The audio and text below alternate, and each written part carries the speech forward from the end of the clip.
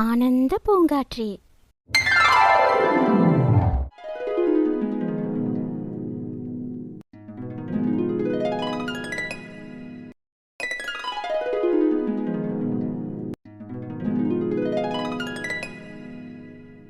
இவன் இங்கேதான் இருக்கானா? கார்த்திக், வாடா. கார்த்திக், உங்க அத்தையும் அவங்க பொண்ணும் வந்திருக்காங்களாம். ஆன்ட்டி உன்னை கூட்டிட்டு வர சொன்னாங்க. நான் அப்புறமா வரேன்னு சொல்லுடா. டேய், ஏன்டா அவ்வளோ டல்லா இருக்க? நானும் 2 நாளாக உன்னை பார்த்துட்டு தான் இருக்கேன். நீ ஃபர்ஸ்ட் மாதிரி இல்லை. என்னாச்சுடா சொல்லு. இல்லடா, மனசே ஒரு மாதிரி இருக்கு. ஏன் கார்த்திக், என்னாச்சு? அந்த ஆன்ட்டி கிட்ட மது மாட்டினதுலேருந்து எனக்கு ஒரு மாதிரி கஷ்டமா இருக்குடா. என்னால தானே இவ்வளோ கஷ்டம் அவளுக்கு. நடுவில் அந்த அக்கா வரவோ அவள் தப்பிச்சிட்டா. இல்லைனா என்ன ஆயிருக்கும் சொல்லு. அதான் ஒன்றும் ஆகலைல்ல, எதுக்கு பயப்படுற? இல்லடா, அந்த அக்கா மட்டும் வரலன்னா என்ன ஆயிருக்கும், அதை தான் யோசிச்சுட்டு இருக்கேன். தப்பு ஏன் மேலே தான்டா. நீ அப்பவே சொன்ன இதெல்லாம் வேணான்னு. நான் தான் கேட்கல. ஆனால் இப்போ அதெல்லாம் செஞ்சது தப்புன்னு நினச்சி நான் ரொம்ப வருத்தப்படுறேன். டேய், அதெல்லாம் ஒன்றும் இல்லை. இது எல்லாமே லவ் பண்ணுற பசங்க பண்ணுறது தான். நீ ஒன்றும் புதுசாக எதுவும் பண்ணிடல. இதுக்கு எதுக்கு தேவையில்லாமல் நீ ஃபீல் பண்ணிட்டு இருக்க? அது இல்லடா, இன்னும் என் மது அழுதது என் கண்ணுக்குள்ளே இருக்குடா. அவளை லவ் பண்ணும் போதே நினச்சிட்டே இருப்பேன், என்றைக்குமே அவளை கண்கலங்க வைக்கக்கூடாதுன்னு. ஆனால் என் லவ் அவகிட்ட சொல்கிறதுக்கு முன்னாடி நானே அவளை அழ வச்சிட்டேன். ஏய் லூசு, இதெல்லாம் ஒன்றும் கிடையாது. அவளுக்கு ஒன்றும் ஆயிருக்காதுடா. யாரும் ஏதோ சொல்லியிருக்க மாட்டாங்க. அதான் அவங்க ஃப்ரெண்டு வந்து அன்னைக்கு அவளை சேவ் பண்ணிட்டாங்கல்ல, அப்புறம் என்ன? இல்லடா, எனக்கு மனசுக்குள்ள ஏதோ தப்பாக தோணிட்டே இருக்குது. ஒருவேளை முன்னாடி மதுவை பார்த்துட்டு கேள்வி கேட்ட ஆண்டி போய் மது வீட்டில் சொல்லியிருந்தா கண்டிப்பாக அவங்க வீட்டில் பிரச்சனையாக இருக்கும்ல. இங்கே பாரு கார்த்திக், எப்பவுமே பாசிட்டிவாக திங்க் பண்ணணும்னு சொல்கிற ஆளே நீ தான். நீயே இப்படி நெகட்டிவாக பேசின எப்படி? இங்கே பாரு, நானே எப்பவுமே நெகட்டிவாக பேசுகிற ஆளு தான். இப்போ நானே சொல்கிறேன், எந்த பிரச்சனையும் ஆயிருக்காது. நீ ஒன்றும் கவலைப்படாத. வேணும்னா ஒன்று பண்ணலாமா? நம்ம 2 பேரும் போய் மதுவை பார்த்துட்டு வரலாமா? வேணாண்டா மச்சான், தேவையில்லாமல் என்னால் அவளுக்கு பிரச்சனை ஆகிட போகுது. ஆல்ரெடி நான் பண்ணதெல்லாம் போதும். நான் மட்டும் அன்னைக்கு அவளை ஃபாலோ பண்ணிட்டு போகலன்னா அந்த மாதிரி ப்ராப்ளம் வந்திருக்காது. அவளும் என் கண்ணு முன்னாடி அழுதுருக்க மாட்டா. ச்சே, தப்பு எல்லாமே என் மேலே தான்டா. டே கார்த்திக், நான் உனக்கு ஒரு உண்மையை சொல்லட்டுமா? அன்னைக்கு நீ அவளை ஃபாலோ பண்ணி போனதுனால தான் இப்போ எனக்கு தெரியுது நீ அவளை எவ்வளோ லவ் பண்ணுறேன்னு. என்னடா சொல்கிற?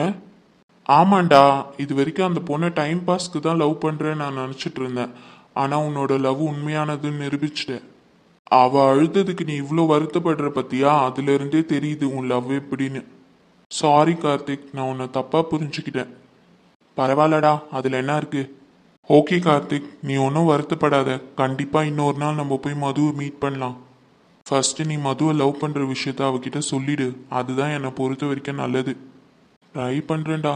அவளை பார்த்தாலே பேச வந்த எல்லாமே மறந்து போயிடுது. அப்புறம் எப்படி என் லவ்வை சொல்ல முடியும் சொல்லு? அதெல்லாம் ஒன்றும் இல்லடா. அவ கண்ணை பார்த்து பட்டுன்னு சொல்லிடு. உன் மனசுல இருக்க எல்லாத்தையும் கொட்டிடு அவகிட்ட. பார்க்கலாம்டா. ஏய், இப்படியெல்லாம் அசால்ட்டா விடாத. அது பொம்பளை பொண்ணு. இது சிட்டிலாம் கிடையாது, வில்லேஜ். பொண்ணுங்களுக்கு ஒரு வயசு வர வரைக்கும் தான் வீட்டில் வச்சிருப்பாங்க. அதுக்கப்புறம் கண்டிப்பா கல்யாணம் பண்ணிடுவாங்க. ஏன்டா அப்படி சொல்ற? உண்மையா தான்டா சொல்றேன். முடிஞ்ச வரைக்கும் அந்த பொண்ணுகிட்ட உண்மையை சொல்ற வழியை பாரு. அவ என்ன பதில் சொல்றான்றதை கேட்டு உங்க வீட்டில் பேசு. இதை தான் என்னால் சொல்ல முடியும். சரிடா. சரி வா, அங்கே ஆன்ட்டி வெயிட் பண்ணிட்டு இருக்காங்க உனக்காக. போடா, நான் போய் ஃபேஸ்லாம் வாஷ் பண்ணி ஃப்ரெஷ் ஆகிட்டு வரேன். சரிடா, சீக்கிரமா வந்துரு. ஓகேடா. சாரி மது, நான் உன்னை நல்லா பார்த்துக்கணும், என் கண்ணுக்குள்ளே வச்சு தாங்கணும்னு நான் ஆசைப்பட்டேன். நான் என்னாலே உனக்கு இவ்வளோ பெரிய கஷ்டம் வரும் நான் யோசிச்சு கூட பார்க்கல மது. நீ எப்பவுமே ஃபீல் பண்ணக்கூடாது, அழக்கூடாது, லைஃப் ஃபுல்லாக சந்தோஷமாக இருக்கணும்னு நான் யோசித்தேன். ஆனால் உன் கண்ணில் இருந்து கண்ணீர் வர்றதுக்கு காரணமே நானாயிட்டேன். சாரி மது, என்னை மன்னிச்சிரு. இனிமேல் என்னால் உனக்கு எந்த கஷ்டமும் வராமல் நான் பார்த்துக்கிறேன் மது. எனக்கு தெரியும் மது, இப்போ நீ அங்கே கஷ்டத்தில் தான் இருப்பேன்னு. நான் இங்கே உனக்கு மேலே வேதனையில் இருக்கேன். என்னால தான் உனக்கு இப்படி ஆச்சு. சாரி மது, ரொம்ப சாரி. ஆனால் இனிமேல் நான் உன்னை நல்லா பார்த்துப்பேன். இதுக்கு மேலே என்னால் உனக்கு எந்த கஷ்டமும் வராது. உன்னை நல்லா பார்த்துக்க வேண்டியது இனிமேல் என் பொறுப்பு. உணர்வுகளை நேசிக்கிறேன், உன்னை சாலை உயிரால் சுவாசிக்கிறேன். எனக்குள்ள மூச்சு, எதற்காக என் மூச்சு? அடிமௌனம் வேண்டாம் கண்மணியே, ஒரு வார்த்தை பேசிவிடு. நான்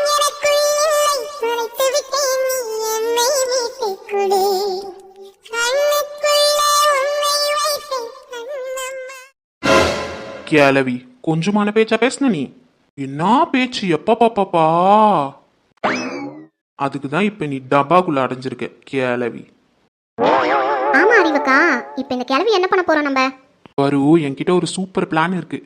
இந்த கிளவி பண்ணதுக்கு ஆண்டவனா பார்த்து நம்மளுக்கு ஒரு சான்ஸ் கொடுத்துருக்கான். அதை நம்ம யூஸ் பண்ணிக்கலாம். என்னக்கா சொல்றீங்க? எனக்கு ஒன்றும் புரியல. அதை நான் அப்புறமா சொல்றேன், கொஞ்ச நேரம் வெயிட் பண்ணு வரு. ஆனா அக்கா, எனக்கு கொஞ்சம் பயமா இருக்குக்கா. ஏன் வரு, என்னாச்சு? எதுக்கு பயப்படுற? அது ஒன்றும் இல்லை அறிவக்கா, இந்த மாதிரி பாக்ஸில் வச்சு பேக் பண்ணியிருக்குமே, அவங்களுக்கு மூச்சு விட முடியாம இறந்து போயிட்டாங்கன்னா? செத்தா சாவட்டும் விடு. அறிவக்கா, ஏன் அப்படிலாம் பேசுறீங்க? மது, அந்த அளவுக்குலாம் யோசிக்காம நான் பண்ணுவேனா? பாக்ஸ்குள்ள காத்து நல்லா போற மாதிரி தான் பாக்ஸை பேக் பண்ணியிருக்கேன். அங்கங்க ஃபோக் ஸ்பூன் வச்சு ஓட்டை போட்டிருக்கேன். அது வழியா காத்து நல்லா உள்ள போகும். 2 மணி நேரம் இல்லை 3 மணி நேரத்துக்கு கிளவி மயக்கமாக தான் இருக்கும். அது வரைக்கும் வர காத்துல நல்லா தூங்கிட்டு போட்டோம். விடு வரு. அப்படியாக்கா? ஆனா அறிவக்கா, சாப்பாடு தண்ணி இல்லாம செத்து போயிடுச்சுன்னா? அதெல்லாம் நீ கவலைப்படாத, அதுக்கும் ஒரு ஏற்பாடு பண்ணி தான் வச்சிருக்கேன். என்னக்கா? எப்படியோ அங்கே போய் சேர்றதுக்கு 3 நாள் ஆகும். கேள்விக்கு 3 நாளுக்கான தண்ணி, ஸ்நாக்ஸ் எல்லாமே வாங்கி வச்சிருக்கேன். சோறு தான் கிடையாது.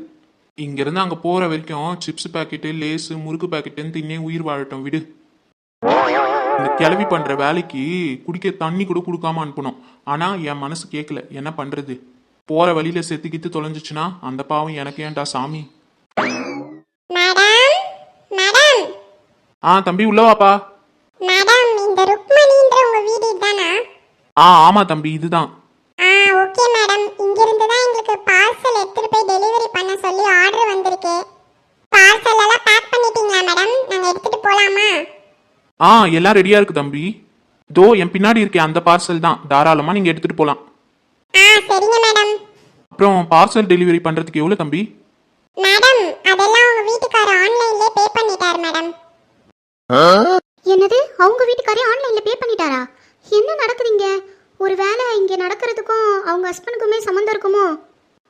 அவரே பே பண்ணிட்டாரா? சரிப்பா தம்பி, அப்போ நீங்கள் பார்சல் எடுத்துகிட்டு கிளம்புங்க. சரிங்க மேடம். ஏன்பா உள்ள வாங்க, இந்த பார்சல் எடுத்து போய் வண்டியில ஏத்துங்கப்பா.